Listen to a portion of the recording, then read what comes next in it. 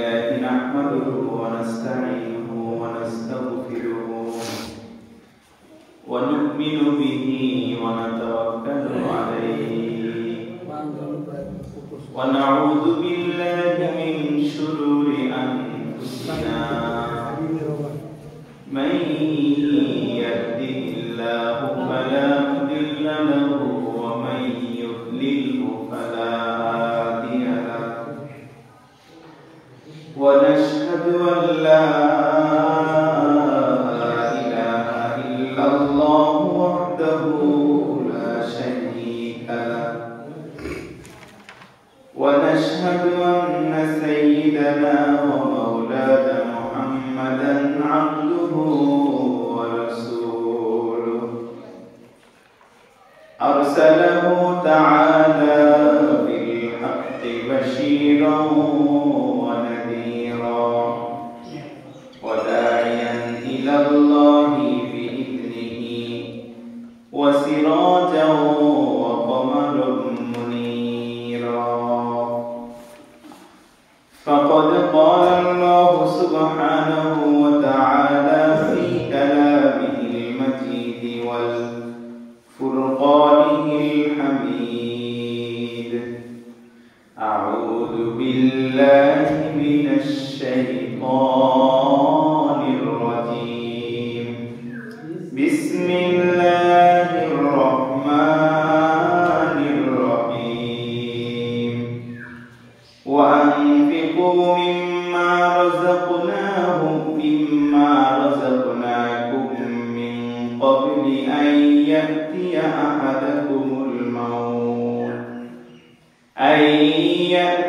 أحدكم الموت فيقول رب لولا أخرتني إلى أجل قريب فأصدق وأكن من الصالحين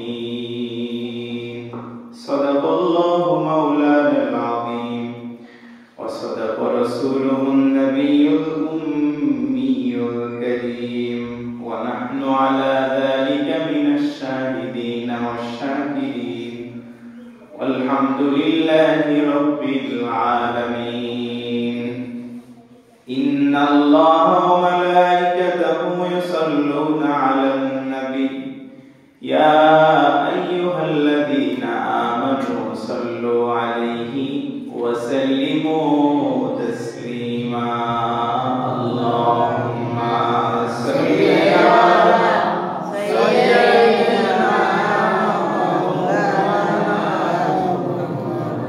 وعلى آل سيدنا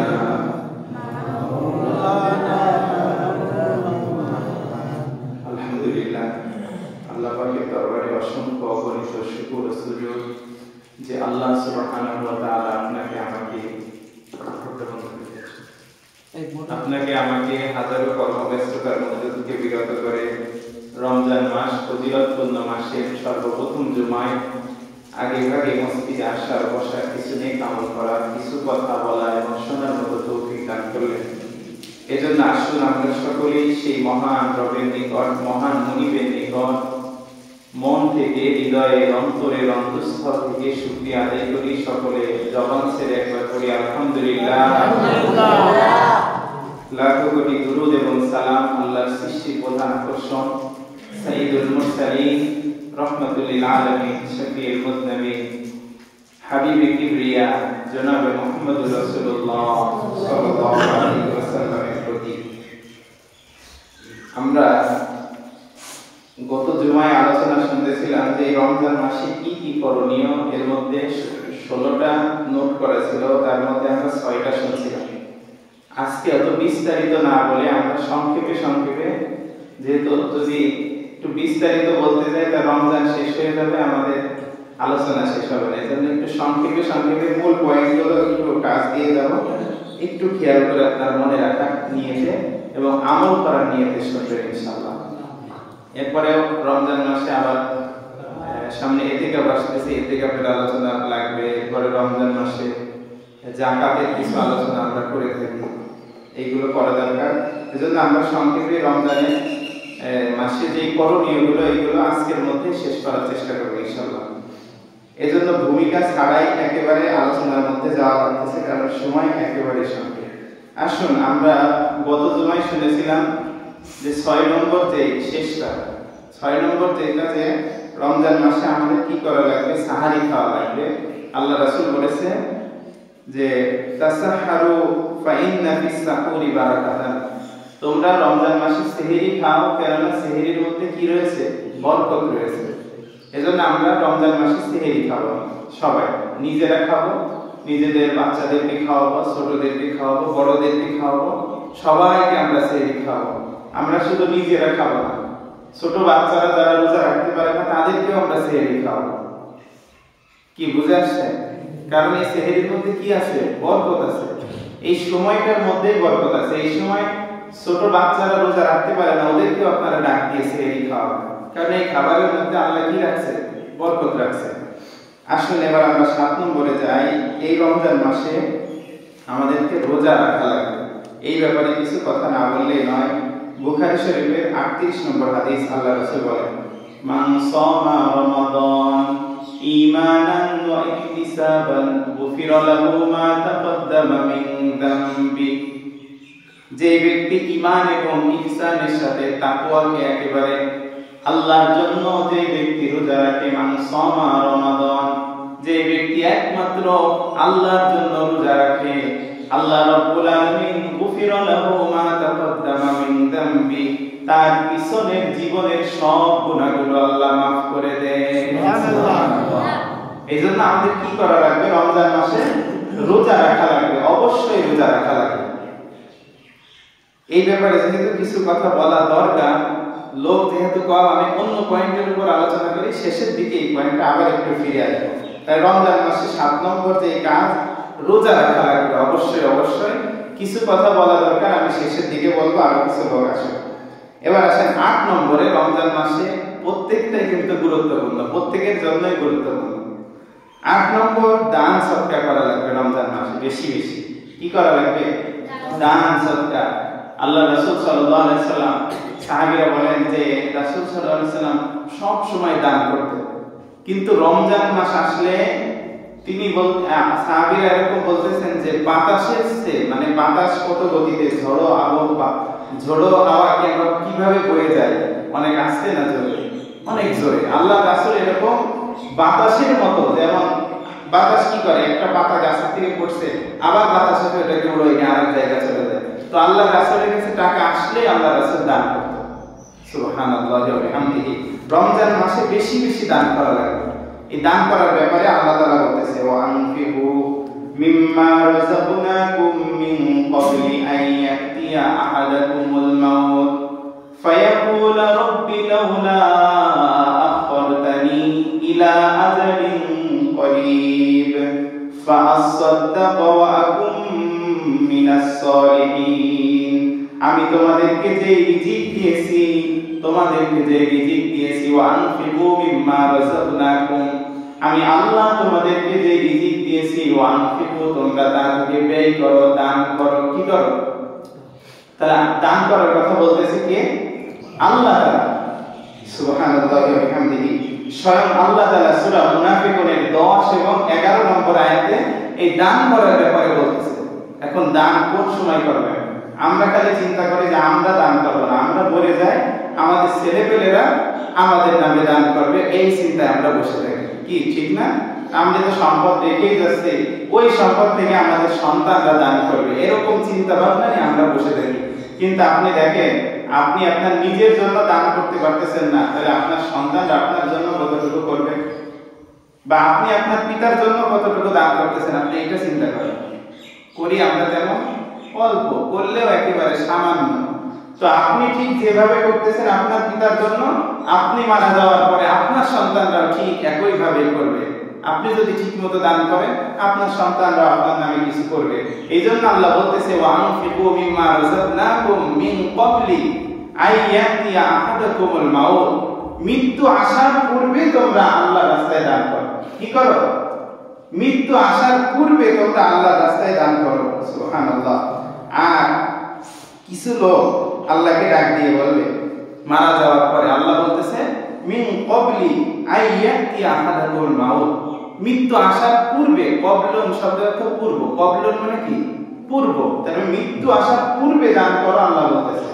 এবার কিছু লোক মারা যাওয়ার পরে তারা আল্লাহর কাছে সুপারিশ করবে, আল্লাহর কাছে বলবে ফায়াকুলা, কিছু লোক বলবে রব্বি, হে আমাদের রব, লাউলা আখরতানি ইলা আজালিন করিব, হে আল্লাহ আমাদেরকে আরেকবার সুযোগ দেন, আরেকবার কি দেন, সুযোগ দেন, দুনিয়াতে আসার সুযোগ দেন। ফাআসসাদদাক, আমরা দান করব, এবং ওয়াকুম মিনাস সালিহিন, এবং নেককার বান্দাদের অন্তর্ভুক্ত হয়ে আবার আপনার কাছে ফিরে আসব। কোন সময় বলবে? মৃত্যু আসার পরে, মৃত্যু হওয়ার পরে আল্লাহকে বলবে হে আল্লাহ আমাদেরকে একটু সুযোগ দেন, একটু অবকাশ দেন, আমাদেরকে একটু অবকাশ দেন। ফাআসসাদদাক ওয়াকুম মিনাস সালিহিন, আমরা আপনার রাস্তায় দান করব। ফাআসসাদদাক, সাদদাকা মানে দান করা, আপনার রাস্তায় দান করব। ওয়াকুম মিনাস সালিহিন, এবং নেককার বান্দাদের অন্তর্ভুক্ত হয়ে আমরা আবার আপনার কাছে ফিরে আসব। বলেন তো মৃত্যু আসার পরে আল্লাহ তাআলা এই সুযোগ আর দিবে?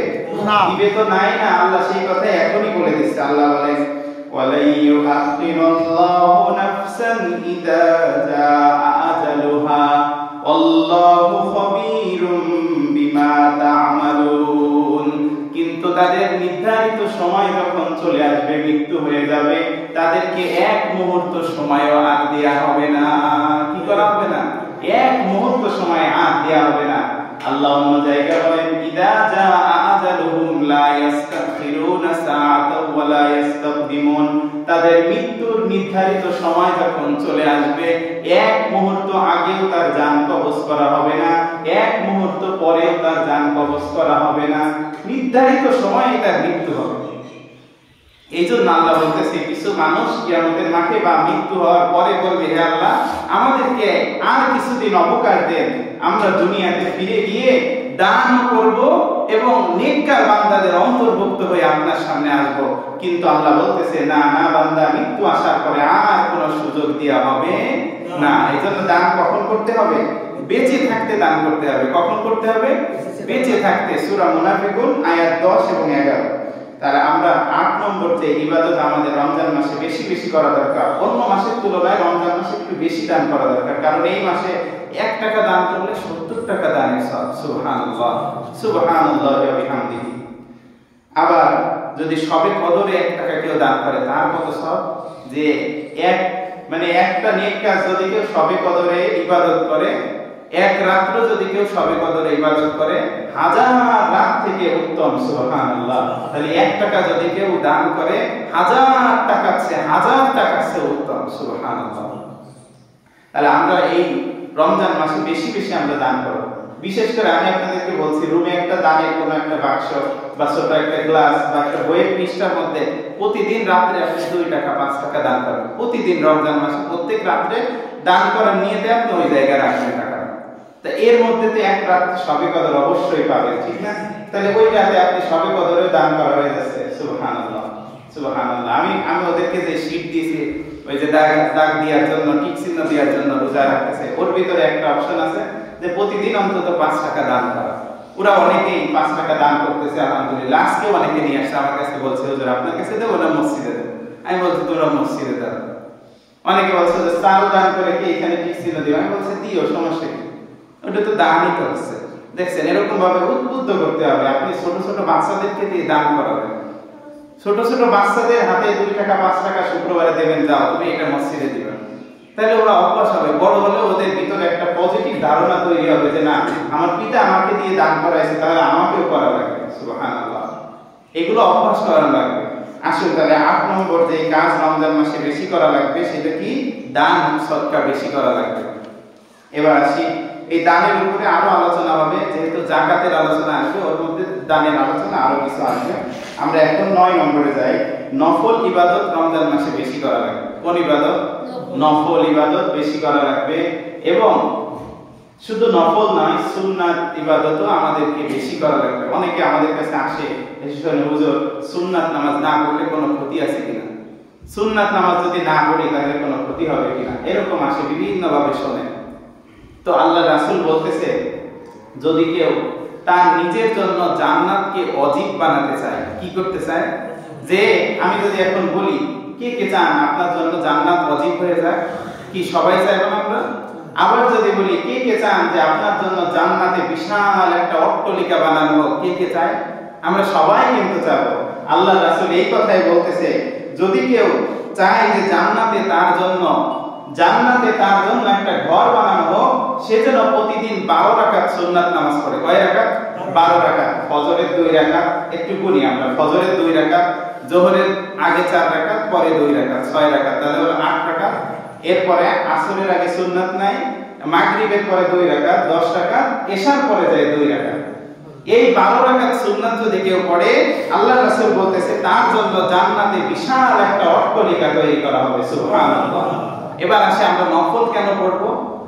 আল্লাহ রাব্বুল আলামিন, আল্লাহর হাবিব সাল্লাল্লাহু আলাইহি ওয়াসাল্লাম আবু দাউদ শরীফের 864 নম্বর হাদিসের মধ্যে বলেন, কিয়ামতের মাঠে আউয়ালু মা ইউহাসাবু বিহিল আবদু ইয়াউমাল কিয়ামাতিস সালাত।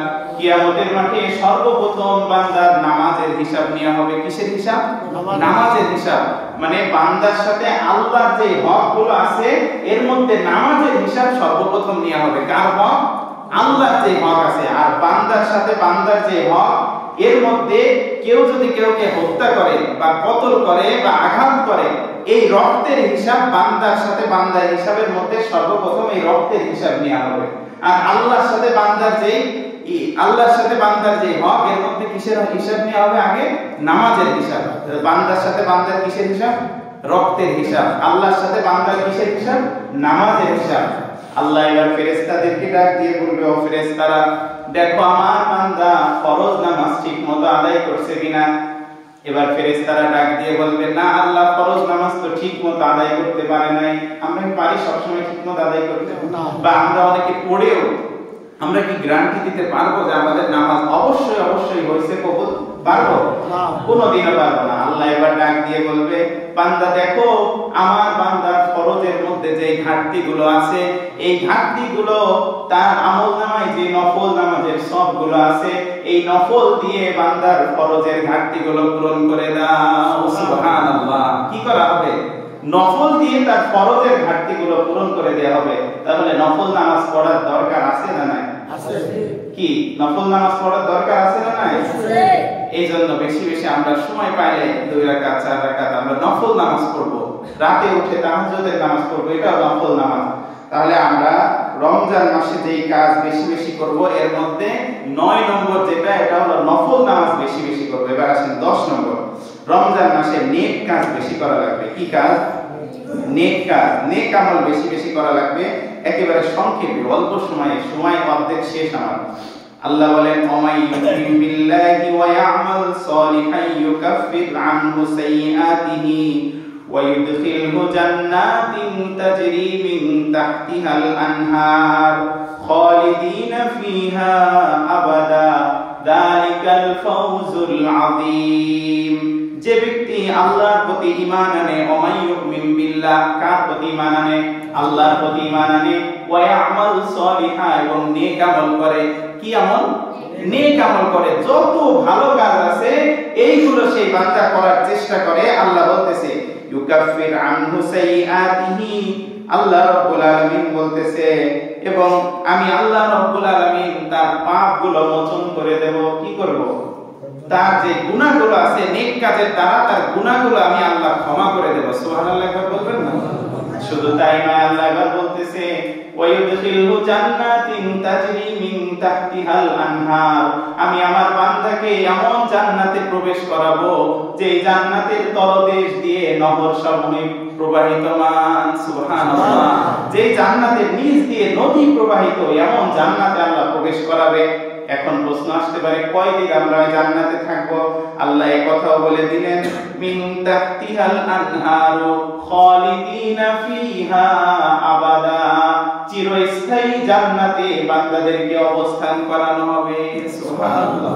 চিরস্থায়ী ভাবে আপনাকে ওই জান্নাত লিখে দেওয়া হবে। আমাকে একদিন এক লোক বলতেছে, হুজুর ওই জান্নাতে আপনারা খালি বলেন চিরস্থায়ী ভাবে থাকবো, তা ওই জান্নাতে থাকতে থাকতে একটা অলসতা ধরে যাবে না? সেই সময় ভালো লাগবে এই জান্নাত? আমি বলতেছি আস্তাগফিরুল্লাহ, আস্তাগফিরুল্লাহ, তো শয়তানের থেকে শয়তান। আমি বলতেছি আপনি দুনিয়ায় যে 70 বছর বাঁচার জন্য আইছেন, এর মধ্যে কত রোগ শোক কত কিছু আপনার হয়, এরপরে মুরব্বী হয়ে একসময় বুড়ো হয়ে লাঠি ভর দিয়ে দিয়ে হাঁটেন। আপনি কি এই সময় যদি বলা হয় আপনাকে দুনিয়া থেকে এখন বের করে দেওয়া হবে, আপনি কি বের হতে চাবেন? তাই 70 বছরের জন্য এসে এত অট্টলিকা এত কিছু করার প্রতিযোগিতায় আপনি লিপ্ত হয়েছেন, বুড়ো হয়ে আপনার পা অর্ধেক কবরে চলে গেছে, আপনি হাঁটতেও পারেন না, তবুও সেই বান্দা মরতে চায়? মরতে চায় না। আর আপনি বলতেছে ওই জান্নাতে যে জায়গা মানুষ বুড়োই হবে না, একেবারে সুন্দর ফিটনেস, বরঞ্চ প্রতিনিয়ত ওই জান্নাতের নিয়ামত আল্লাহ বাড়াতে থাকবে বাড়াতে থাকবে বাড়াতে থাকবে, ওই জান্নাতে জীবনে বের হতে মন চাইবে? কত বড় মূর্খ হলে এই কথা বলতে পারে? নামাজ আল্লাহর রাস্তে এক ওয়াক্তও পড়ে না, আমি কোনোদিন তার নামাজ পড়তে দেখছি কিনা মনে পড়ে না, অথচ বিশ্ববিদ্যালয়ে পড়ে, তার অবস্থায় মুখে এক পাজা দাঁড়িয়ে আছে, এবার মুসলমান আসে। বলেন তো সে যদি এই কথা বলে, তার এই কথা বলা কি ঠিক হয়েছে? আমি ওর সঠিক উত্তরে দিয়ে দিছি যে আপনি দুনিয়ায় 70 বছরের জন্য আইছেন, আপনাকে যদি বলা হয় এখনই আপনাকে মেরে ফেলবো, বা আপনার কি কোনো সময় অনীহা লাগে যে এই দুনিয়ায় এত রোগ শোক, এত ময়লা ধুলা বালি, কোনো জায়গায় কোনো কিছু নাই, কত সাপ বিচ্ছু ব্যাঙ, এর মধ্যে আমি থাকবো না, আমি চলে যাব? কেউ এই কথা জীবনে বলছে? কোনোদিনও বলে না। আর জান্নাতে আপনি যা চাবেন আপনাকে তাই দেয়া হবে, ওই জান্নাত কেউ ছাড়তে চাবে? সুবহানাল্লাহি ওয়া বিহামদিহি। তাহলে জান্নাত পাওয়া যাবে কিসের দ্বারা? নেক আমলের দ্বারা। কিসের দ্বারা? নেক আমলের দ্বারা জান্নাত পাওয়া যাবে। আরো কিছু আলোচনা ছিল নেক আমলের উপর, এটা আর বলবো না। তাহলে আমাদেরকে রমজান মাসে বেশি বেশি নেক আমল করতে হবে। এবার আসি আমরা 11 নম্বরে, রমজান মাসে বেশি বেশি আমাদেরকে দোয়া করতে হবে। কি করতে হবে? দোয়া করতে হবে। আল্লাহ বলতেছেন ওয়াকালা রব্বুকুম উদউনি আস্তাজিব লাকুম, বান্দা তোমরা আমি আল্লাহকে ডাকো, আস্তাজিব লাকুম আমি তোমাদের ডাকে সাড়া দিব। কে বলতেছে?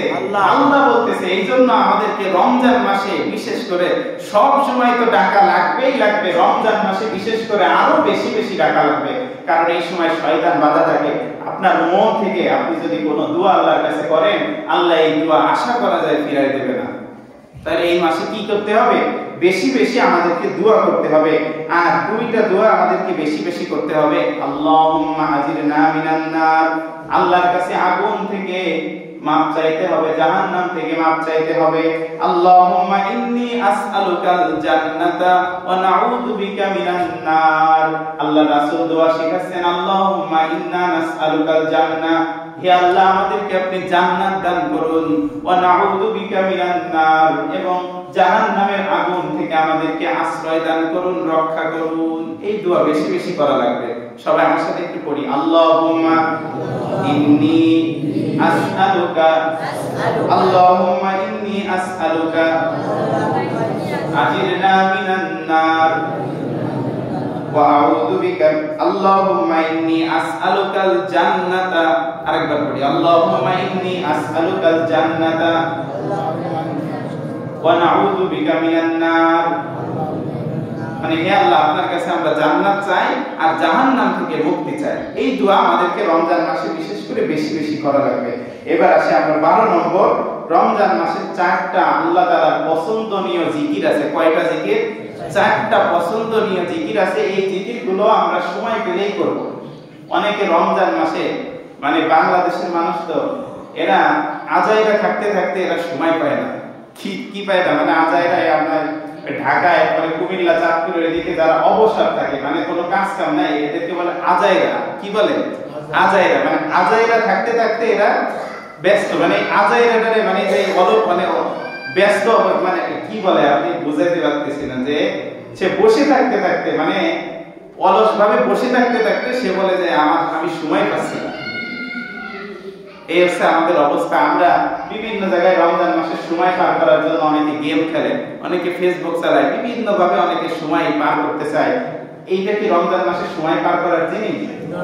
আপনি একটু কোরআন তেলাওয়াত শোনেন মোবাইলে, আপনি একটু দোয়া পড়েন, আমার কাছে আসে একটু বসেন, যদি দেখেন আমার আলিফ বা গুলো হয় নাকি, বা একটু শিখাই দেন। আলহামদুলিল্লাহ অনেকেই বলছে, অনেকে আসতেছে। যারা এখন আসতে পারে না তাদের তো দুর্ভোগ ছাড়া কিছু না। হ্যাঁ, ফেসবুকের ভিতরে যে কত, এই হচ্ছে অবস্থা। আমরা রমজান মাসে বেশি বেশি জিকির করব। কয়টা জিকির? 4টা। কয়টা জিকির? 4টা জিকির। সুবহানাল্লাহ আলহামদুলিল্লাহ, লা ইলাহা ইল্লাল্লাহ, আল্লাহু আকবার। একেবারে সহজ একটা জিকির। অনেকে মনে করছে কি একটা জিকির না হবে, এটা কত কঠিন। এই চারটা জিকির, সুবহানাল্লাহ, আলহামদুলিল্লাহ, আল্লাহু আকবার, লা ইলাহা ইল্লাল্লাহ, এই চারটা জিকির আমরা রমজান মাসে বেশি বেশি করব। পারবো তো ইনশাআল্লাহ? যাই এবার পরে একেবারে 13 নম্বরে, রমজান মাসে ইফতার করা লাগবে। কি করা লাগবে? ইফতার করা লাগবে 13 নম্বর। 14 নম্বর ইফতার করানো লাগবে। 13 নম্বর ইফতার আমরা সবাই করি, এটা কেউ বাদ দেয় না। আর 14 নম্বর ইফতার করানো লাগবে আমাদেরকে। ইবনে খুজাইমা 1887 নম্বর হাদিসের মধ্যে আল্লাহ রাসূল বলেন, যেই ব্যক্তি এক ঢোক দুধ অথবা একটা খেজুর অথবা এক ঢোক পানি, একটু বলেন তো, এক ঢোক দুধ, একটা খেজুর অথবা এক ঢোক পানি দিয়ে কোনো বান্দাকে যদি কেউ ইফতার করায়, আল্লাহ তাআলা একটা কবুল রোজার সব ওই বান্দার আমলনামায় দিয়ে দেয়। সুবহানাল্লাহ। এই হাদিসের শেষ অংশে আসছে যে যদি কোনো বান্দাকে উদর পূর্তি করে কোনো বান্দা ইফতার করায়, তাহলে আল্লাহ রাব্বুল আলামিন ওই রোজাদারের জান্নাতে যাওয়ার জন্য, জান্নাতে যাওয়ার জন্য কিয়ামতের মাঠে বিশাল ভয়াবহ অবস্থা হবে না? ওই অবস্থার মধ্যে আল্লাহ রাসূল সাল্লাল্লাহু আলাইহি সাল্লাম হাউজে কাউসারের পানি পান করাবে। কি করাবে? হাউজে কাউসারের পানি পান করাবে। আল্লাহ রাসূল এই হাদিসের শেষ অংশে বলে, যদি কেউ কোনো বান্দাকে উদর পূর্তি করে ইফতার করায়, তাহলে আমি রাসূল তাকে এমন এক গ্লাস হাউজে কাউসারের পানি তাকে পান করাবো, জান্নাতে যাওয়ার আগ পর্যন্ত তার আর কোনোদিনও পানির পিপাসা লাগবে না। সুবহানাল্লাহ। কিয়ামতের মাঠটা কতদিন হবে জানেন? 50,000 হাসানা, 50,000 বছরের সমান। এক গ্লাস পানি যে বান্দা পান করবে, এই 50,000 বছরের মধ্যে একবারও তার আর পানির পিপাসা লাগবে না। সুবহানাল্লাহ। তাহলে অন্তত এই রাসূলের হাতের এক গ্লাস পানি পান করার জন্য হলেও আমরা কি ইফতার করাবো? পারবো তো ইনশাআল্লাহ? আসি এবার আমরা 13 নম্বর শেষ করলাম, 15 নম্বর আসি, 14 নম্বর শেষ করলাম। 13 হচ্ছে ইফতার করা, 14 নম্বর ইফতার করানো। এবার আসি 15 নম্বর, ইফতারের সময় দোয়া করা। ইফতারের সময় কি করা? ইফতারের সময় দোয়া কবুলের একটা সময়। এই সময় আমরা দোয়া করা, আমরা অনেকে করি, অনেকে করি না, আমরা সবাই করব। 3 ব্যক্তির দোয়া তিরমিজি শরীফের 3598 নম্বর হাদিসে আসছে, 3 ব্যক্তির দোয়া কখনো ফেরত দেওয়া হয় না। 1 নম্বর, যে ব্যক্তি সারা দিন রোজা রাখার পরে দোয়া করে। 2 নম্বর, কোন সুবিচারক শাসক যদি দোয়া করে। 3 নম্বর, যারা নির্যাতিত মজলুম, এই মজলুম যদি দোয়া করে। এই 3 ব্যক্তির দোয়া কখনোই ফেরত দেওয়া হয় না। সুবহানাল্লাহ।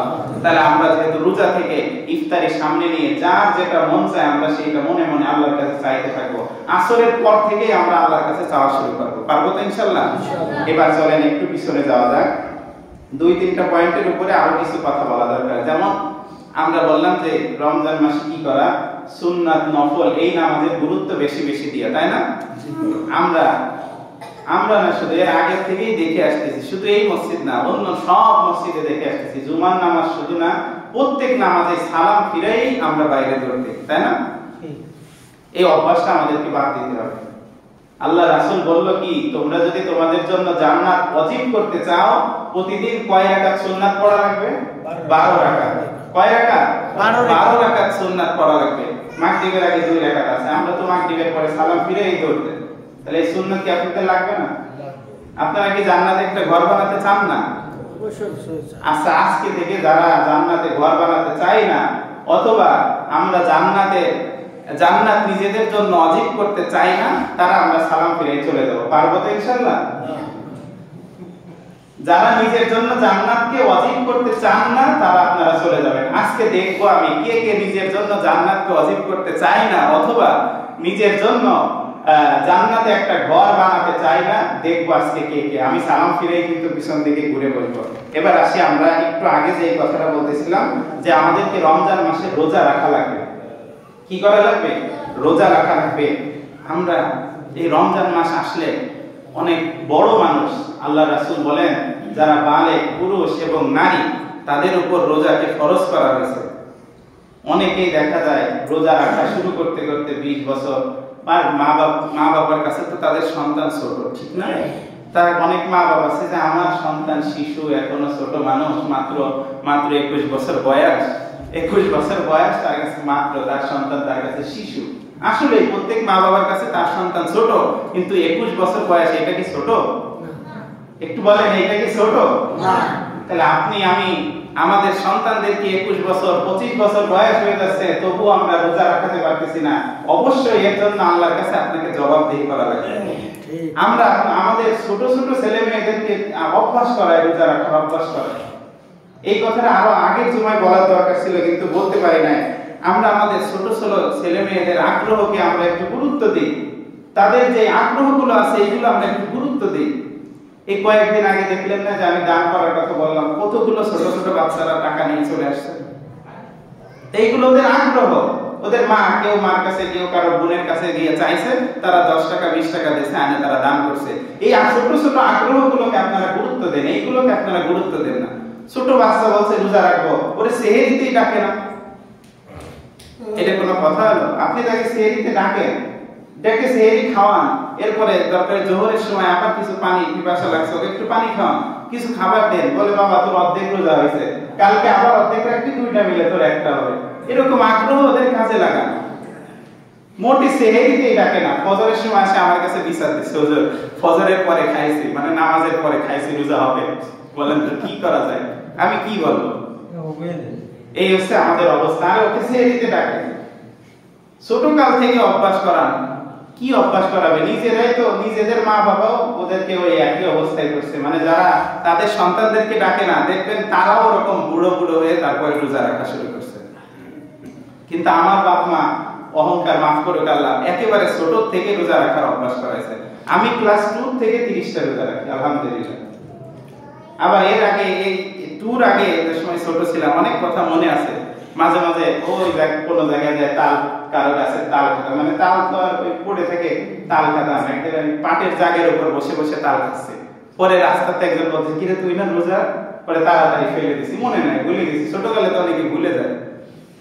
এরকম খা খা, ছোটকালেও খাবেই তো, ভুলে খাবে বা ইচ্ছা করে খাবে, ওকে রাখতে দেন রোজা।